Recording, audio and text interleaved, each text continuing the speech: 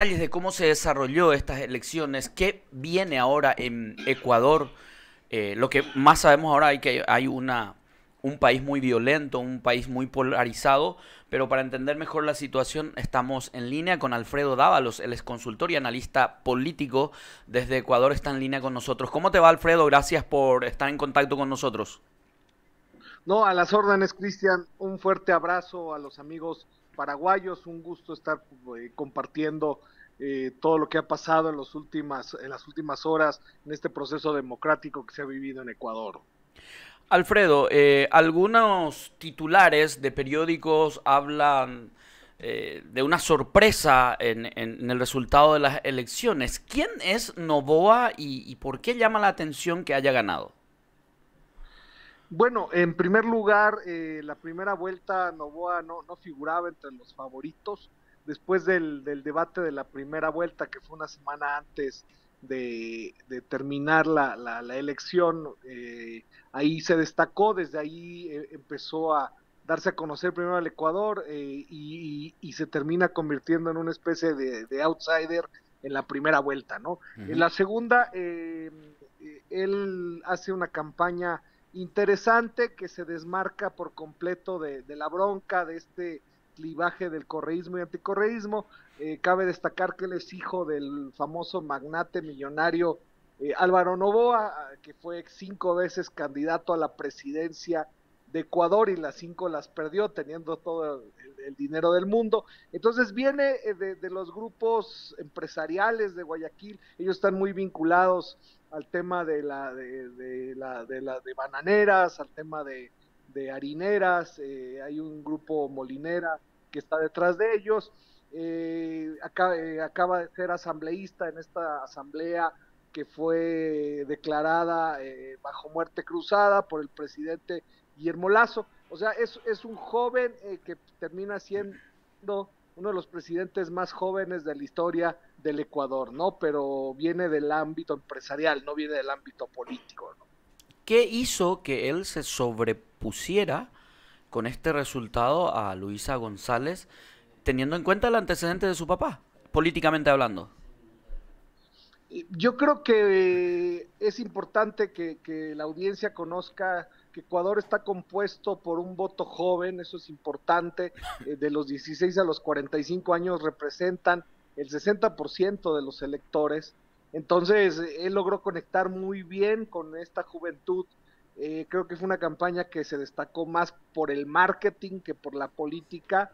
Él terminó sobre todo liderando redes como TikTok, como Instagram, que no lo hizo así la candidata del correísmo. La candidata del correísmo, Luisa González, más bien logró destacar en Twitter, en Facebook, y sobre todo Twitter, como ustedes lo saben, es una red mucho más política, donde prácticamente los jóvenes no están, ¿no? Entonces, ahí es importante señalar, insisto, que fue un candidato nuevo, se convirtió en el outsider, fue un candidato que se desmarcó y no entró en el tema de la bronca. Creo que el Ecuador está hoy, como muchos países, cansado de la bronca entre la clase política, entre los políticos tradicionales, y sobre todo pues tuvo un lenguaje sencillo, simple, y en algunos casos que este lenguaje logró conectar con los jóvenes, ¿no?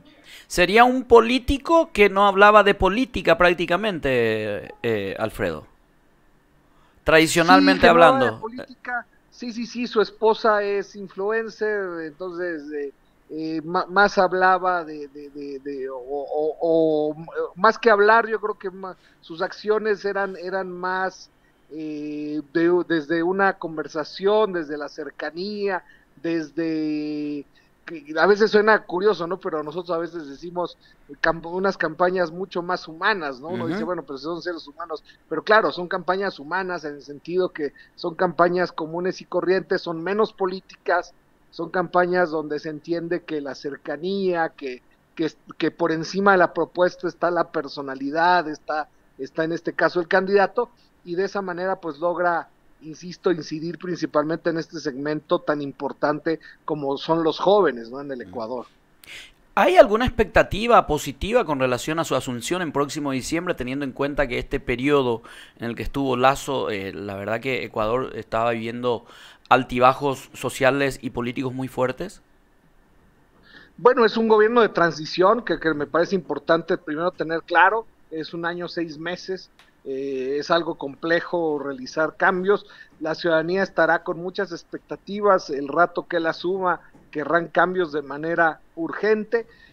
Ayer, ventajosamente, la candidata González, en una señal de desprendimiento personal, de madurez política, extendió las manos, lo felicitó y sobre todo lo invitó a que se trabaje por un proyecto de unidad por el bien del país, ¿no? Ujú. Y yo creo que la clave está en efectivamente entender que para lograr ordenar este país que hoy está tan complicado, y yo en muchos medios como este he señalado que se ha convertido tristemente en una especie de estado más de México. Entonces efectivamente la única manera pues es tomar el control, pero siempre unido, ¿no? O sea, yo creo que hoy el tema de la unidad entre distintos sectores, no solo los sectores políticos, actores sociales y sobre todo la ciudadanía, ¿no? Gobiernos locales, es fundamental. Si no se ve desde esa perspectiva,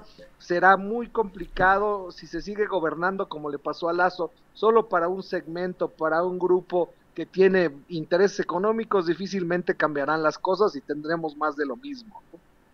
Ahora, Alfredo, si tuviéramos que ponerlo, porque en Latinoamérica lo que normalmente estamos diciendo es, tal país está a la derecha, tal país está a la izquierda. Hoy Ecuador, con este nuevo gobierno, ¿en qué género político queda? Yo creo que no cambia, yo creo que es una continuidad de las políticas del presidente Lazo, o sea, un gobierno de derecha con corte neoliberal, en las mismas propuestas, sobre todo que hizo la candidata vicepresidenta de él. Se hablaba mucho de la privatización de la educación, de la salud, pero sí, es una propuesta más hacia los sectores empresariales. Por eso insisto, si la fórmula sigue siendo la misma, de no entender que hoy hay que gobernar para todos, porque gana él con el 52%, pero del otro lado tienes un 47% Ujú. que votan por la opción de Luisa González. Entonces Claro. ahora le toca gobernar para ese 100%, ¿no? Entonces, entender que más allá del tema ideológico, hoy tienes una realidad muy grave en el Ecuador, como es el tema del crimen organizado, la Ujú. delincuencia, la inseguridad, y por otro lado, temas complejos para la economía familiar, como el desempleo, el no tener cómo subsistir. Y entonces, insisto, si es una copia, por ejemplo, hoy es curioso, ¿no? Pero hoy han aparecido un par de tweets y comunicación de parte de Guillermo Lazo, invitándole mañana a Daniel Noboa para un poco hablar de su experiencia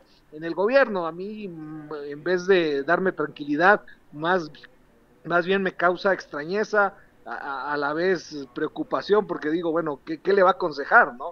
2 años que han sido el peor gobierno de la historia del Ecuador. O sea, ojalá que no lo escuche, porque realmente no sé qué pueda decir. El principal problema de Lazo, mi estimado Cristian y amigos oyentes, es haberse alejado por completo de la política, ¿no? Ujú. La falta de experiencia, la falta de profesionalismo político, ¿no? El estar del lado de los intereses, por ejemplo, en este caso de los bancos, pues eso le termina jugando pasada. Entonces entiendo, hoy tiene que gobernar Noboa para todo el Ecuador, insisto, y eso implica de manera urgente hacer un acuerdo de gobernabilidad desde ya con todas las fuerzas políticas, organizaciones sociales y ciudadanía, ¿no? No hay otro.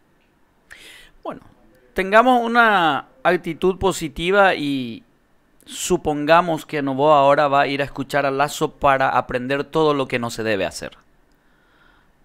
Sí, podría ser, yo creo que esa podría ser un excelente ejercicio, sí, como digo yo en alguna charla, cómo no joder el gobierno, ¿no? Eso Entonces mismo. sí, podría ser que lo que no se debe hacer, ¿no? Totalmente de acuerdo. Alfredo, te agradecemos mucho por tu tiempo y estas consideraciones. Te mando un fuerte abrazo y ojalá nos veamos pronto. Llevamos mucho tiempo sin vernos. Claro que sí, un fuerte abrazo a los amigos de Paraguay, siempre guardo un cariño especial, sobre todo aquellas veces que he estado con ustedes por allá y que nos hemos visto en mis dos tierras, ¿no? En En México, en México y en Ecuador. Ecuador, Siempre sí, sí. para mí es un placer. Sí, sí, un fuerte abrazo y gracias, ¿no? Otro para vos, Alfredo Dávalos, haciendo el análisis de lo ocurrido en las elecciones de Ecuador. Un año